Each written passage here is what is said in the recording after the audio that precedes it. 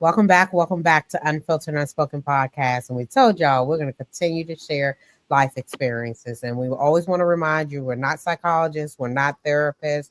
We are sharing life experiences in hopes that someone will connect so that they can start their journey to healing. We want to welcome another amazing guest, Zen, all the way from Texas. And Zen, if you could come up and introduce yourself, and then City Sid is going to kick off that first question. Okay, well, I'm Zen Ase. I'm an educator, but I have many things that I do. I'm also a spoken word artist under the name Zen Ase. I'm a four-time best-selling Amazon writer, author. I am a consultant, so I do workshops on Qigong, meditation, and writing. I'm also a podcaster myself. I have a podcast called Zenergy. And I'm also kind of an influencer, so I have a lot of social media pages. So I kind of put a lot of content out in the world. So I guess people call us content creators. So that's some of the many hats that I wear. So that's kind of an introduction to me. And thanks so much for having me on your show. And thank you again for joining us. So as we do with all of our guests, we like to start off, from your origins, your beginnings. Tell us a little bit about your home structure, what was growing up like, and if you experienced any trauma in those childhood years. Well, I grew up in Louisiana and I'm a Gen Xer. So a lot of Gen Xers kind of have the experience of being moved from house to house. I grew up with my parents and my grandparents. So every summer I went to my grandparents, but kind of going back a little further, I kind of grew up in that situation where my father wasn't exactly sure whether I was his daughter because they were not supposed to be together. It was kind of like a rebound relationship. My mom had left Spelman, came to Southern University, met my dad, and she had just gotten broken up with. She was engaged, and the man told her, "Oh, I need a white woman on my arm now that I'm graduating college. You can't do anything for me."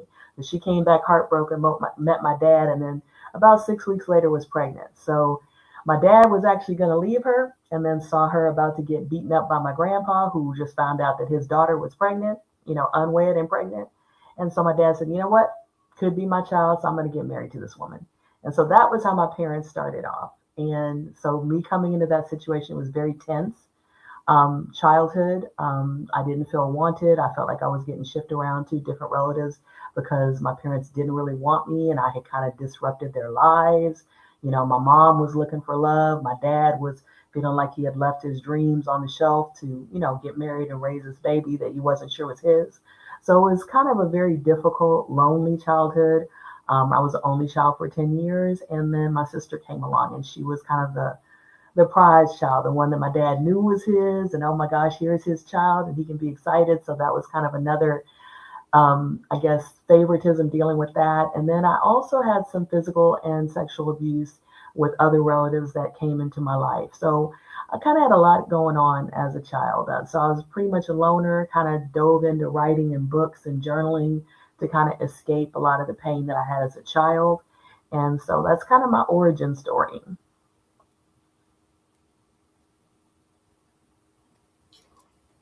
So I wanted to ask Zen, how did that make you feel being in the middle of the commotion, not knowing if that was your dad or if it was your dad? Did they make that known that he may or may not be your dad? Well, my mother always said that, of course, I was his child. And it really came out a lot with when I would ask him for something. It would be like, you should be happy you got a roof over your head and clothes on your back. I'm not even sure you're mine. Why are you asking me for money for this field trip? Or why are you asking me for money to do this? So I just learned not to ask and try to be invisible. And so it would sometimes come out in arguments between the two of them. So it was something that I heard a few times in my life. It wasn't always kind of thrown in my face, but it definitely was, kind of hanging over me. And it wasn't until my first son was born. I had twins, but the first one that came out very fair skin with green eyes. And my dad has green eyes. And so my son was born with blue eyes and my dad was born with blue eyes. And so when he saw that, he was like, nobody else in your family but me was born with blue eyes and has green eyes now. So you must be my daughter. And so I was 24 years old when that happened, when my dad for the first time said, you must be my daughter. So it was difficult growing up with that. Yeah. At what point, if there was like a significant moment, did you become like cognizant of the dynamic of what was going on? How early on did you like, kind of come into consciousness about your position in the family? Well, I kind of had two positions in the family because my grandparents, I was their first grandchild. So even though there was some shame about my mother getting pregnant before she was married, they kind of covered that up. And now I'm here and I'm the first grandchild. And also, I was the brownest thing in the family at that time. My mother was very fair. My mother looked Mexican for most of her life and she could pass for white. My grandparents were very fair. So I was the first one that couldn't pass the paper bag test because my dad was dark, even though he had green eyes, he was dark skinned. So that was also a shame. So I knew that there was a lot of strange things about me growing up, probably at the age of maybe 9 or 10, when I was looking at myself compared to all my relatives, and all of them are fair and I'm dark. And then again, seeing how my parents related to each other. So I knew pretty early on that, man, I'm not sure if they want me because of my skin color, because of the circumstances of my birth. It's kind of a lot going on there.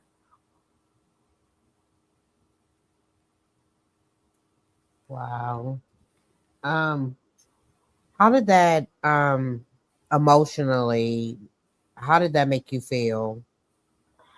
Well, growing up, I really got the sense of the only way that I was going to be loved was to be excellent at everything, to be perfect at everything. So I was the child who was quiet and clean and did everything my parents asked me to do without, you know, being needing to be told twice. I was getting A's and B's and everything because I felt like if I wasn't perfect, then nobody was going to love me. I had to earn love. I had to prove that I wasn't a mistake, that I deserved to be here. So I was constantly trying to prove that to people, that I needed, that I deserved to be here, that I wasn't a mistake. And so that kind of followed me my whole life of just feeling like I had to earn love. I don't think I got past that until about maybe 4 years ago. And I'm 55 now. So I was literally in my 50s before I kind of put that on the shelf and said, you know what? I was meant to be here. I'm not an accident, and I deserve love without having to work for it and earn it, prove that I deserve it. Now, when you say that you were kind of shipped around, your family, explain explain that route to us. At what age did that start? Um, did you really realize, the actual facts around moving around a lot or around to different people? Did you enjoy it more than being at home? Tell us a little bit about that situation. Well, my parents came to Texas from Louisiana soon after I was born, and my grandmother actually told my mom, "Don't breastfeed this baby if you leaving with us, leaving her with us, because she's gonna be too hard to handle." Because they wanted to get established in Texas, and my dad got a job here, and so they actually left me with my grandparents for 2 years. And then they came back and got me. And then my mom was upset because she said I didn't know her when she came back to get me. And she felt like my grandmother had stolen me away from her and that I was always my grandmother's child. So there was this tension between my mother and my grandmother because she felt like, I was somehow supposed to still be so attached to her and know who my mom was and all that kind of stuff. And there was actually a time when my grandparents had legal guardianship of me. So they were legally my parents in Louisiana. And then my mom had to get that back. So it was just a lot of that going on. I didn't know about all of that until I was much older, and I didn't understand the dynamic between my mom and my grandmother and why they seemed to have so much animosity. But I guess you could say that I had my own thoughts about why, I felt like my parents didn't want to be bothered with the child, especially during the summer. They, wanted to work, they wanted to have their free time, and my grandparents, they wanted to have me. So there was a part of me that liked being away from my parents and enjoyed being with, my grandparents, my cousins. But then there was another part of me that seemed like, okay, this seems unusual. It's not anything that I've heard my other friends here in Texas do, for them to be moved over to their aunts or their uncles and, to live with their cousins for a while, to be with their grandparents, to do all this moving around. So after a while, it was like, that's different. That's weird. So yeah, it did kind of make me feel like I didn't know where I belonged, and I didn't know whose rules I was supposed to follow, So there was some confusion about that. Mm-hmm. And I was going to ask, you said a piece of it you went through sexual abuse as a child. How old were you when that started? And was it a was it a family member or a friend?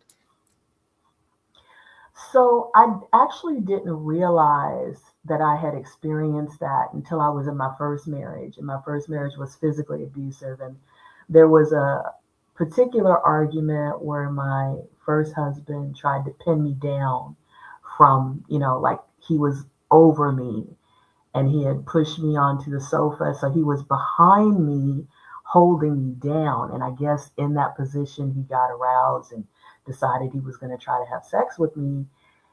And when he did that, I flashed back to something that had happened before. I didn't really remember it at the time. I couldn't picture everything, but I got very violent with him and scared him, because I was pretty much a very calm, docile person. So that was the first time I had gotten extremely violent with him and really tried to hurt him. And he was a big guy. My first husband he played football and everything. So I literally threw him off of me and started beating the mess out of him and just scared the mess out of him. So, and then I started having a lot of flashbacks and they were constantly coming. In fact, they would just come so much I had to go to therapy because they would come all the time. And I was seeing all these different snippets of different things. So all I can tell you is that it started when I was around 6. I don't know when it ended and I don't remember a lot of my childhood, but it was my great grandfather. And it included both oral, anal, and vaginal. So, but I don't have a lot of detailed memories about it. I just have snippets here and there of things. But that's kind of what happened. So I couldn't tell you how long it lasted, when it stopped. I mean, I know when he died, of course it stopped. But yeah, that's kind of what I remember from that. You say your great grandfather? Mm-hmm. Did you ever tell anyone? I actually told my grandmother, and she basically cleaned me up from a situation that had happened and told me to kind of put it out of my mind that these things happen sometimes and, you don't have to let it ruin you and you'll go on to have, a beautiful life if you just kind of put it out of your mind. And I obeyed her because I literally put it out of my mind. I didn't remember it until I was grown. And then I did confront her. Oh, I was probably 25 when I confronted her. And she basically lied and said, no, that never happened. I don't know why you would say that. That's a horrible thing to say to me. I would protect you and all that stuff. And my mother confronted her and said, oh, I know you wouldn't have because, there were things that happened to me. So yeah. So, and I didn't know about what had happened to my mother until I came out and said, hey, this happened to me and I'm going to confront your mother about it, and yeah, so that was kind of how that went. Just a cycle of the same thing. So I'm kind of glad that came full circle, and you had somebody that with the experience that can back your story up. Even if the person that you were confronting wasn't facing it, you probably felt validated in that moment. So I'm glad she could at least do that for you. Um, what were, I guess, the circumstances that led you into that first abusive marriage? Was it a kind of like a bait and switch situation when you first got together, or was he always what it was? Is just the type of person you were drawn to? How did that come about?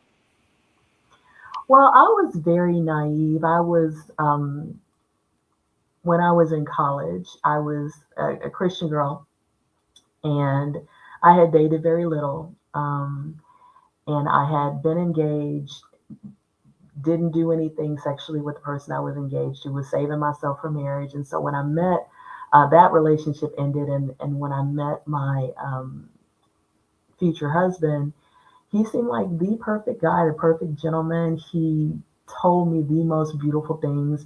I kind of told you how I had thought that I needed to earn love. So he came into my life and was like, "Oh, you're so amazing. You're so beautiful. You're so accomplished. And I know that because you're so accomplished, you probably intimidate a lot of men, but I see the little girl in you that just wants to be loved."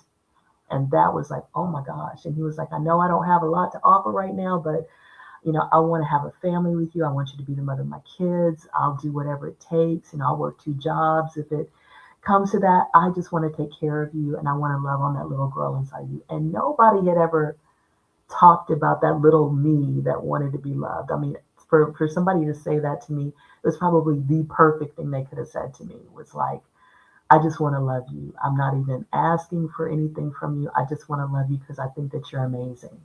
And I had never heard anything like that before. Like, "I want to love you because I think you're amazing." Like, that was just, what? Are you what? And so my parents loved him. My friends loved him. Everybody thought he was amazing.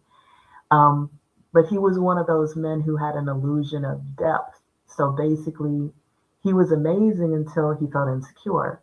And then when he felt insecure, he lashed out. When things got to be too overwhelming for him, I got pregnant with twins. Well, that wasn't what he signed up for. So somehow that's my fault, and why did you put me in this situation? This is too hard. This is not what I signed up for. And I'm angry. And I'm like, well, they're not puppies. I can't take one back. You know what I mean? This is where we are. So, so it was definitely a bait and switch. It was definitely he was very charming. He was very intelligent. Had this persona, and then underneath there was insecurity and mama issues and all kind of stuff, that came out once he got into a situation where he felt insecure. So it sounded like somebody needed to love that little boy in him. That's Very all. much so. The opposite. I want to ask. I'm gonna come back to another question because I want to go back to your childhood. But I want to ask, since we're here, I want to ask. Since he was upset at you while you were pregnant and started blaming you, did you have a challenging pregnancy because of that with the twins? Well, he didn't get upset with me until the babies got here because he had delusions of grandeur. He was the man, and you know, in his mind, it was, "I'm such a man that I've got 2 sons coming. So he was excited about it until the reality hit that that's 2 babies crying, that's 2 sets of diapers, that's 2 sets of clothes, everything is double. That wasn't dawning on him at first. At first, it was, "Ooh, look at me, macho man." It was that. So it wasn't until much later, after they were born, that he began to be angry and frustrated and all that. So in the very beginning, it was like, "Oh, we're perfect. Look at us." So yeah, very different. So I felt, super excited. This is perfect. He, is so happy to be a dad. I'm looking forward to everything. So that's why it was even so much more devastating for there to be so much negativity that came, afterwards. So yeah. Did you feel, well, I guess, did any of the feeling of being unwanted, did any of that kind of minimize when, your mom is doing things like legally fighting to get back her guardianship or, her parental rights. Did you feel any way about that? Did you see it as, actual effort? What was your life like and your thoughts like around that time? Well, actually, the strange thing is that I didn't know about a lot of these things until I got to be an adult. So my whole childhood, I didn't know about this. I didn't find out about this until actually my grandparents were on their deathbeds. My grandfather died first and then my grandmother. And after I confronted my grandmother, I spoke to her a few times, but I was never physically in her presence after I confronted her and she lied about, what had happened to me. So she wanted me to come to Louisiana to basically be with her at the end. And I was like, I don't, I'm sorry that you're, ill, and I wish that you weren't going through this, but I'm going to say goodbye to you here, on the phone. I'm not coming. I'm not driving 5 hours to come and say goodbye to you when you couldn't even, be honest about what happened to me as a child, and you have to deal with whatever feelings come up for you about that, because I had to deal with all the feelings that came up for me with all the stuff that happened and was repressed because of what you did as an adult to a child, in not protecting me. So it was when that happened that some of my other cousins and relatives came out, that knew about the situation. You don't know that was your real mama for a while and you should be here with her and your mom had to fight to get custody of you. And I was like, what? I didn't know about any of that, but it was kind of actually used to try to push me to come be with her at the end. And I still refused. I was like, well, I didn't even know any of all this, but regardless of the fact, I'm not going to drive 5 hours to come out there, because I feel like she made her decision. If she wanted to have a relationship with me, all she had to do was just admit the truth. And at this point, she still won't.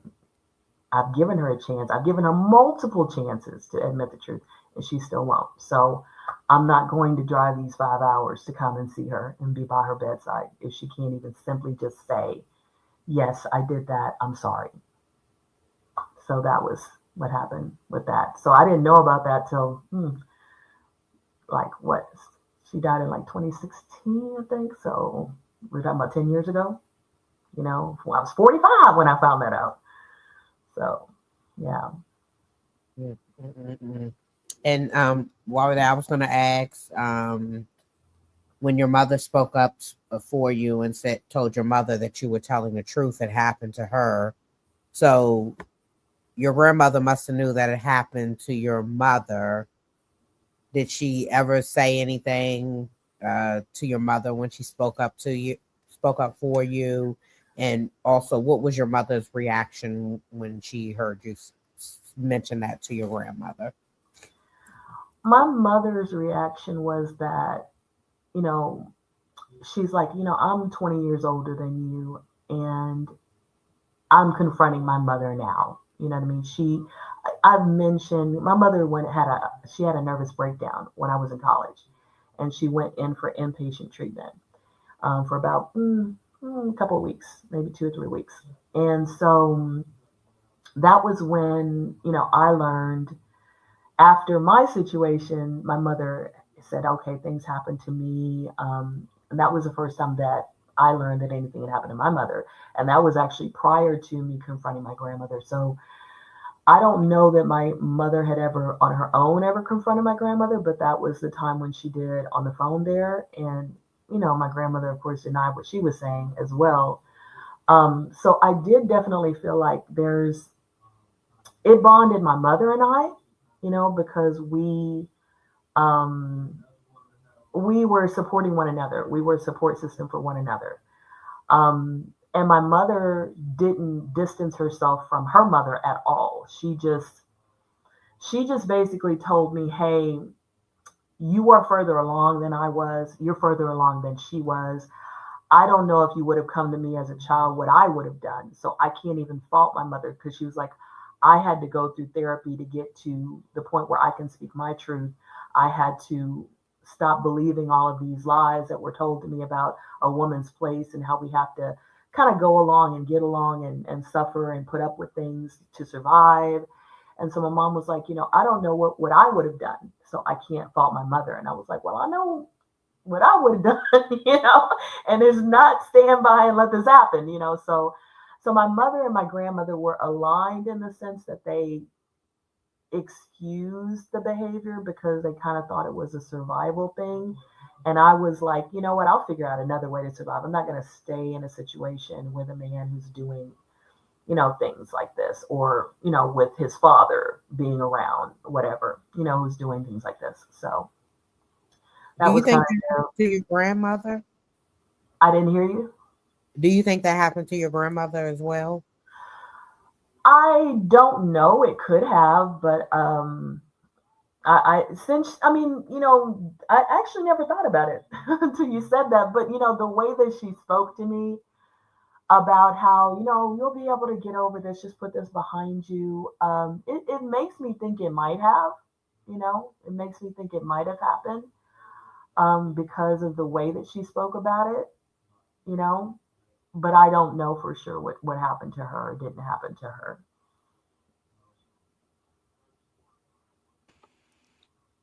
I want to ask, because you brought up that kind of moment where, your dad is finally outwardly, admitting the familiar connection that you guys actually share.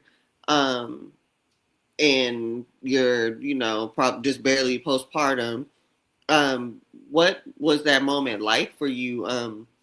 Was he just, saying it in just like it's a whole, just another day and it's just something we're talking about, or how significant was that for you? It was very significant. It was a turning point in our relationship. He was very remorseful from that moment on. And he felt like he apologized to me multiple times about pushing me away or rejecting me or making me feel rejected. He asked me questions about, did I feel comfortable with him as my father? Did I feel safe with him? Did I feel loved by him? I mean, just all kind of questions that came out of that day, not particularly on that day when I was in the hospital, but later in other times when we would spend time together. So it definitely was a turning point. I think he felt ashamed of himself, and probably was reflecting on what it must have been like for me. So it was very significant. And I guess my feelings at the time were relief, joy, but also almost a bitterness like, what if my child hadn't come out looking like this? We would have gone through our whole lives dealing with the same thing. And I'm grown now. You know what I mean? I kind of, that ship has sailed, you know what I'm saying? In terms of all of the desire I had to be daddy's little girl, you know what I'm saying? And I'm the firstborn and I should have all of this, whatever, from being the firstborn child from my father. I didn't get any of that, until I'm grown and gone. And now this is my firstborn daughter. And, it's like, okay, I don't even know how to, I'm taking this in, but it's hard to take this in. You know what I mean? It's hard to take this in because I don't even know where to put this now that I'm grown. I don't know what to do with it. Mm. I want to go back to your going into your marriage. How long did you was your I guess ex-husband, was he did he domestically abuse you verbally or emotional? And if so, how long did you go through the abuse? So we were married 6 years. The abuse probably started after my sons were born. So I'd say maybe 11 or 12 months into our marriage. Um, And it continued on. It wasn't all the time. It was sporadic. Like I said, when he would feel emotional, when he would feel emasculated or insecure, he had a habit of losing a job every 6 months. He would fly off the handle at work and lose a job.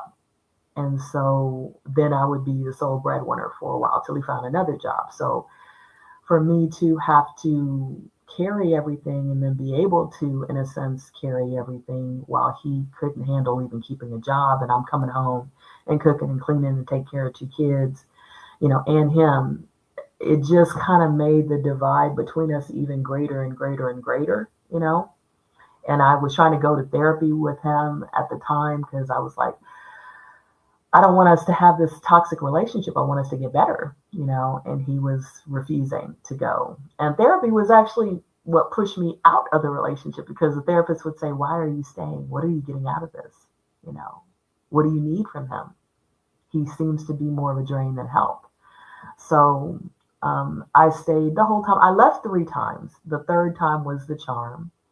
So I left him 3 times, and he ended up going to jail multiple times. He got a felony behind the domestic abuse that he, perpetrated in our relationship. So he had, by the time I left, the last time that I went before the cops, I got a protective order. And I'm in the office filing all the paperwork, and they start running his rap sheet of domestic violence. They're printing it out, and they're like, this is 10 pages long. So it was 10 pages long by the time that I got the protective order and left him. It was 10 pages long. Yeah. Because they were trying to see how much, because you have to prove you have enough evidence for them to grant the order. So, you're going before the judge or whatever. And so I'm there, and it's 10 pages long. Yeah. So we had several documented incidents. Being as though he, obviously kind of reacts due to his emotions, what was the divorce process like? Like, did he, really try to stick it to you, make your life hell, take kids, custody? Like, what was that like for you? So I left. And I went to, okay, so what happened was, actually, when I say I left, let me be more specific. He had to go on a work trip, and I had a friend who had a truck, and we went and got almost everything we could get out of the apartment. Well, no, we were in a house at that time, out of the house that I didn't think he would fight me for. I didn't think he would come looking for. So I took basically 3 garbage bags of stuff, and, very little else, because I thought he would fight me for the furniture. I thought, so I basically took like 3 garbage bags of stuff and some mattresses and stuff and some of the kids' furniture. And we got all of that in the back of his truck, and I disappeared. And I went and I had gotten another apartment. And the one thing I didn't do was I didn't pull all my money out of the account, because he came back early, which was great that I was already gone. And when he saw that we were gone, he cleaned out the bank accounts. Now, I'm the one with the 2 kids, but he left me 0 money. And we had automatic payments setting up. So I ended up with huge amounts of overdraft fees and stuff like that. My account got closed. They seized my next paycheck because I had so many overdraft fees, and I actually ended up having to go to court because I had so many overdraft fees and so many bounced checks. And so I ended up having to plead before the judge and say, hey, this is the situation. I was running from my husband. I didn't even get a chance to, change everything, because I was having problems, since it was a joint account, closing the account. And I was trying to close the account and open another one, but they were giving me so much trouble doing that. And I should have just pulled the money and just, gone cash, but I didn't do that because I was trying to transfer it. So anyway, so that's what happened. I had to go before the court, and they eventually wiped all the charges because they were going to charge me with check fraud and stuff like that, behind all the overdraft charges and things like that. And I ended up having to put like a fraud, um, what do you call it, a warning on my credit because we had some joint things. He was trying to run up the credit cards. I was trying to, close credit cards. But when you have joint things, I don't think, after that time, I never had joint with anything. I never had a joint bank account. I never had joint credit cards because it was difficult for me to close these things at that time. This was 1999. The laws might have changed since then, but it was difficult for me to close it on my own without my partner's okay. So I was getting all these problems with trying to close the credit cards, trying to close the accounts. And they kept telling me no. And so, I ended up having to go through all these hoops to get these things done. So that was the difficulty that he gave me, taking all the money and trying to charge up the credit cards and, the checks that were written that were bounced that he had written, that's the problem that happened. But as far as the kids, he didn't fight me in court. He didn't even show up to court. And so, that's how that went. Yeah. Well, I know you were happy to get him up out your life. I was. And, the craziest thing was, so I thought I had successfully disappeared and wasn't going to see him. He knew where I worked, but I didn't think he was going to come to my job because I worked at a school and they don't play about stuff like that at schools, you know what I'm saying? So I didn't think he would come there, but he showed up, I guess, about 6 months later at my apartment. And I was like, how did you find me? And he was like, oh, the apartment sent a thank you card to your old address for becoming a new resident. I was like, what? I was like, that's the craziest thing I ever heard. Yeah, but he said that they sent a thank you card. We don't know if you chose to stay with us, but we just wanted to say thank you for, coming out and getting a tour and da da da da. And so he showed up in my apartment. And I guess he was watching to know which apartment in the, place that I was at. So I guess he had been kind of stalking me for a while to figure out which apartment I was at. So he showed up one day and I was like, there's a protective order on you. It's still in force. You need to leave, And I closed the door in his face. So, yeah. I want to ask, when you seen him with a 10-page rap sheet, what was your reaction? And then on the back end of your mind, did you think about like he's probably used this little girl to all of these women to kind of trap them? Well, that didn't come to my mind until much later, but at the time I realized something, and I wrote this in my memoir. I didn't realize how much that thing that my grandmother had told me, kind of put this out of your mind kind of thing. Because I was raised to, it's your job to keep the family together, and, children need both their parents, and, you're going to be a failure if you get divorced. Nobody in our family gets divorced. All these messages that were going on in my head. When I saw that 10-page rap sheet, when they kept printing and printing and printing and printing and printing, it just dawned on me, like, what did I do to myself? Why did it take me so long to leave? Why couldn't I just leave earlier? And I realized everything in me from church. There were people at church even when I left telling me to stay. You know what I'm saying? From church to the family dynamics that I was raised around. I was just coming from that generation where women stayed. And I felt like a failure leaving, even with that 10-page, and I'm looking at that and I'm listening to the printer just, shoot those pages out and, and it was a very surreal thing because on the one hand, I'm going against everything that I was taught. And on the other hand, there's this part of me saying, oh my God, how crazy much you look. You're a college educated woman with a professional job, and you're sitting in this courthouse, police station, I don't remember which one I was in, and they're printing out all of this stuff, and you stayed for 6 years to get all of these charges, It was very surreal. It felt like whose life is this? This cannot be my life. Like, this is not what I was, I can't believe that this is me. So it felt very almost like being out of my body, looking at something else that just could not have happened to me. Because it was very strange to listen to everything they were saying in that office about him and about stuff I had been through. And like, why didn't you do this before? Almost was like the question that's in the air. Like, why did it take you so long? Like, do you realize you could have died? Do you realize, and this is what they're saying all around you. And you're like, this is me.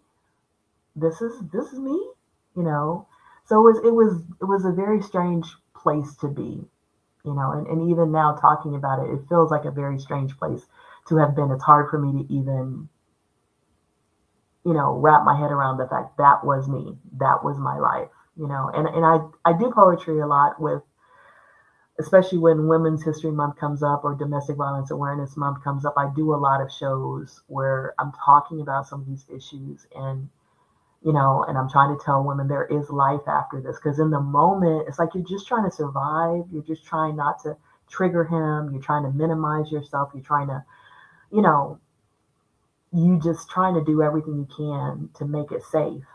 Like you can control this, but you can't. The only thing you can do is leave. So there were so many things that had happened in my mind, that I had to unlearn. Because I was used to minimizing his behavior and I was used to taking some of the blame on myself. And maybe if I wasn't so know-it-all, maybe if I don't do so well at everything, maybe if I shrink a little more, he won't be so triggered, so I'm constantly doing that. So there was a lot to unlearn. So, yeah.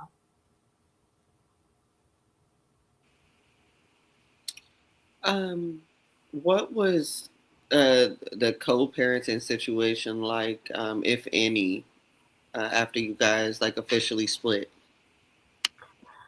So in the very beginning, he would try to come around to, like, after the kids he thought they would be in bed. He was trying to come around to have access to me and not really the kids. When he realized that wouldn't work, then he would show up at the family reunion, which was on his side of the family, and pretend to be the best dad in the world for that weekend, that Memorial Day weekend. And he hadn't seen his kids all year, hadn't paid any child support or anything. He would do cash jobs, like he had a barber's license, so that he would get paid under the table and get paid in tips and things like that. So he didn't have to pay child support. So he only paid me 2 years at the very beginning. And then I got a little bit more later and then a little bit more later. But right now he's, I think, $110,000 behind on child support. So he would just show up. I would sometimes try to reach out to him because my kids hadn't seen him in a year or so. But he would come around when he felt like it. Come around still expecting the kids to be very grateful that he showed up, very loving towards him, not to have any negativity towards him. And he would get very offended if they were not nice enough to him, not happy enough to see him. So it was not good. I ended up getting remarried 2 years after that, and that was a big thing that I asked my new husband. Was like, I have this ex that I had this protective order, and I described everything about him, and are you sure you want to sign up for this? And he was like, oh yeah, it doesn't bother me. I'm fine. I can handle any guy that comes around. He was very confident about that. So I was blessed with that situation in terms of that. So yeah, co-parenting, he didn't parent very effectively, but he had a very high opinion of himself as a parent.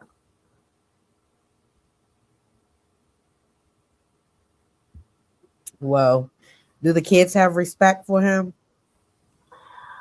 My older son, even though they're twins, the firstborn, he calls him the sperm donor, and he doesn't have any respect for him. They've had their interactions, when my ex-husband has still tried to say, well, I'm your dad, and I don't like the way you're acting and I don't like the way you're parenting. And he's like, you have nothing to tell me about being a parent or to tell me about the way I'm acting. You kind of gave that right up years and years ago when you never wanted to be involved. My other son has tried to reach out to his father multiple times and actually just spent Christmas. His dad called out of the blue and was like, I want you to dress all your kids in white. I want us to come and take family pictures because now my ex-husband has a new girlfriend. And so I guess she was pushing for family pictures. And, so that was something that, he pushed for. And so they went and spent Christmas with them, my son and his baby mama and, the 3 kids they have. So yeah, he shows up when he feels like it. So my other son is more open to a relationship with his dad, but they both have I guess you could say, not the greatest opinion of their father. They think that he's very immature, very selfish, very narcissistic. Narcissist comes up a lot when there's a discussion about their father. That word shows up a lot in that conversation. So that's kind of how they describe him. So. What was kind of the next step in the journey? After splitting, what did I'm assuming your life kind of flourished after that. Just because you were doing it all anyway, and just kind of got rid of some dead weight. So, what was the next step for you? And what changes were made in your life? So, I bought a house. I got married again. I went through a lot of therapy. I went through some divorce recovery through a big church in the area. And I kind of got into a second marriage, and that marriage was a lot healthier. We had a really great co-parenting experience in terms of he really wanted to be a dad. He actually wanted to be a dad more than he wanted to be a husband. So we were really great together as parents. And I loved that relationship. I stayed with him, even though later we ended up kind of becoming like roommates. Our marital, he became impotent and he didn't want to treat it and just kind of became very distant and depressed in that area. But he was still a great dad. And so I really loved that my kids had that growing up. And I stayed with them till they got, ready to graduate high school. And I kind of given them an ultimatum. Hey, I don't want you to have health issues. I really want you to get checked out, figure out what's going on.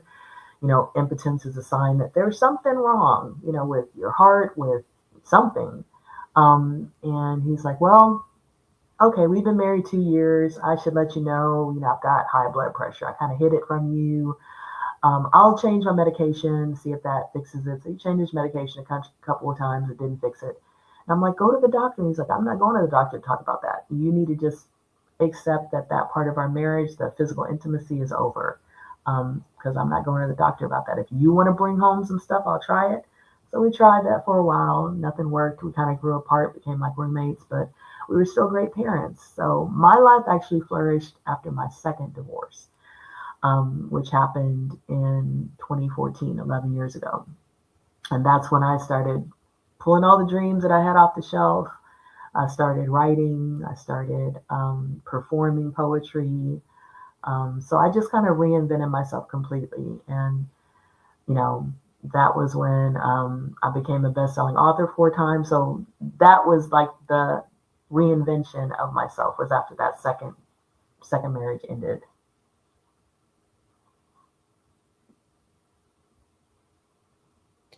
Don't always have when we leave someone and our life just change and it's just like holding us down. Yeah, true. Very true. Mm-hmm. I want to ask really quick before we get finished. Did you ever get a chance to confront your granddad? Your great grandfather? Oh, no, he passed before I even consciously remembered what had happened to me. So no, I never confronted him. Okay. All right. And then and really quick, was he the only abuser or did you have other abusers? Sexually, he was the only one. Now, my dad could be physically abusive, but that was very sporadic.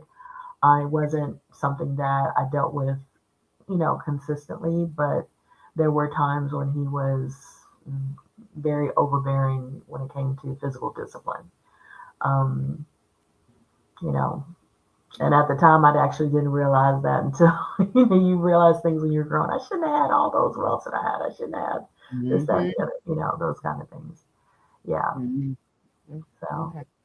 And are you and your dad doing good now? He's acknowledged that he's your dad. Did you ever do a DNA or I no? never did a DNA. I didn't really need it after that situation with the whole eyes and stuff. But um, yeah, well, both my parents have passed, but we definitely had some heart to hearts before he had his last stroke and really kind of lost the ability to speak. And I was really glad that that had happened, where we got really close at the end. And I felt like everything was kind of aired out and forgiven and let go and healed. So yeah, I felt like that was all, yeah, taken care of. With all of that being said, all of your experience with parents and parental figures, um, what kind of parent do you feel like you have been shaped to be, or what kind of parent are you? Regarding how you were brought up. Well, my biggest goal for my kids was to know that they were loved and that they were safe and that they were accepted for who they were. And so that's what I set out to do. I feel like I was very successful at that. I think that, look, my kids are grown now and sometimes they've made some bad choices. So sometimes I'm wondering if I should have been more tough love like my dad was, put the fear of God in them kind of thing. But, I think that coming from where I came from with all of the gaps that I had in my own upbringing, I think I did really the best that I could. And I feel like I used a lot of therapy, a lot of books to try to show my kids that they could have feelings, that they could express themselves, that they could be vulnerable, that, the things that I didn't feel like I got growing up, I tried my best to give them a safe space, you know. And I think every parent says, well, maybe I should have done this better, I should have done that better. But I'm really proud of what I feel like I set out to do and what I feel like I did accomplish in terms of their emotional um, upbringing, their ability to think and, accept themselves and things like that. So I guess you could say I feel like I'm, a loving person, a loving parent, and I tried to give that to my kids.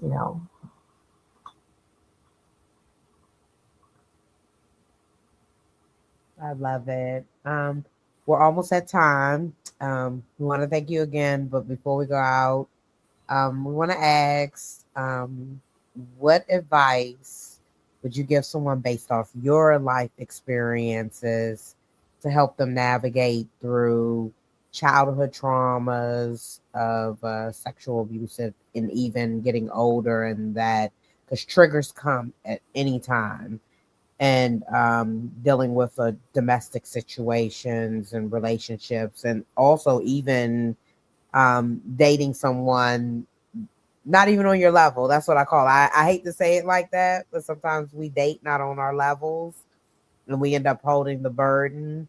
Mhm. What advice would you give someone that's going through a situation, any situations like that, to start their journey to healing?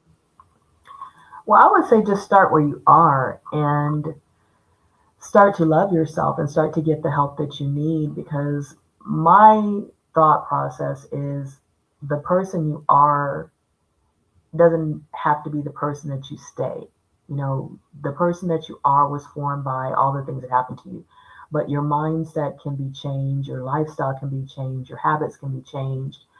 All of that can be changed, and you can look back and not even recognize the person that you are. So I can talk about this person in the past, but when people look at me, again, like I said, a lot of people see me as a 4-time best-selling author. They see me as a person who does meditation workshops and qigong and breath work. They see me as someone who's very into self-care, who lives a soft girl life and has, a lot of luxury in her life. And I was the person who, wasn't even sure I deserved to be loved, was that I thought I had to earn it. But now I'm a person who loves on myself and loves myself. So you can become someone totally different, someone that doesn't even seem to have anything in common with the person that you were before, because trauma doesn't define you. It's just kind of a springboard. And that's the way I see it. I call myself an alchemist. That means that I take what's low level and I transform it. The alchemists used to think they could change lead into gold. And, I think one of the titles of this was changing pain into power. I've actually done workshops on that. So I've taken my pain and I've actually created best-selling books from it. I've taken my pain and I've created poetry from it. I've taken my pain and I've created art from it that's actually on, merchandise. So what could have broken me, what could have limited me, what could have stifled me, I've actually used it to springboard me. And so now, I make over 6 figures, and a lot of that is from the pain that I've alchemized and created different things that other people can use to inspire themselves, like the podcast, like the books, like the workshops, like the merchandise, all of that. So you're not limited by what happened to you. That's the past, and what you decide from here on out determines your future. So that's what I would say to them.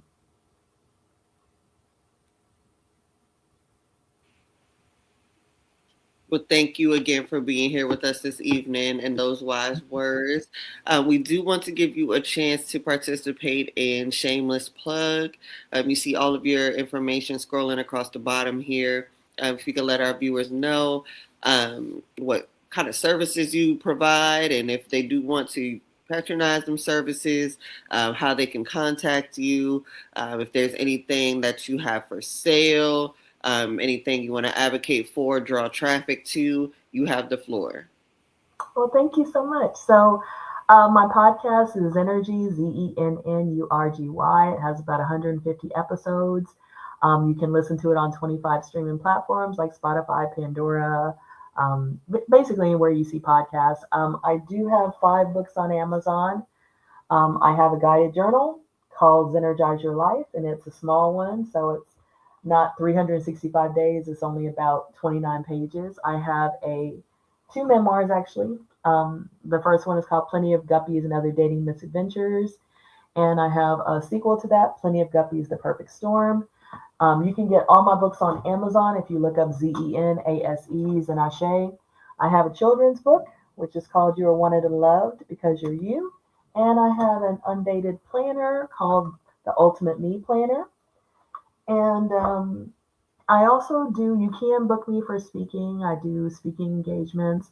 So you can reach out to me through, any of my social media. I do workshops. You can book me for workshops. I've done everything from 15-minute workshops to 3-hour workshops on meditation, on all kinds of different writing, including journaling, on breath work, on Qigong, which is kind of similar to Tai Chi, but it uses breath, movement and sound to release emotion, and also to just kind of open you up and make you feel more fluid and more, it's a way to balance your nervous system. So I do a lot of nervous system regulation, because if you're coming out of trauma, you got to work on your nervous system. You have to heal your nervous system. So I have a lot of techniques that I use in workshops to do nervous system regulation. So you can reach out to me if you're interested in any of those, if you're in the Houston area or somewhere around there. So that's my shameless plug. So thank you so much for checking me out. And we want to thank you again for tuning in to being a guest on Unfiltered Unspoken Podcast, where we're going to continue to share life experiences. Ain't that right, City Said? That's right. That's right. Zen, if you could hold 1 second once we end, thank you again for your testimony. We hope that if someone is going through childhood traumas and the triggers start in adult, I'm one of those people. So then I can we can relate a lot. And if you are going through just relationships where you're holding weight, and there's financial abuse, there's emotional abuse, there's verbal abuse. A lot of times those are overlooked, and those can be more damaging than the physical abuse piece of it, because people don't, those types of abuse do not leave bruises or scars or marks on you. It messes with you internally. So we want to address all types of abuse, and for any of them not to go unnoticed. So we want to thank you, Zen, for just bringing up those different types of abuses that you went through and being open to talk about what you went through. Well, thank you so much.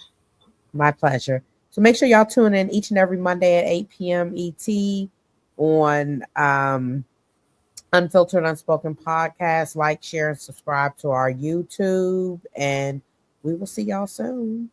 Peace.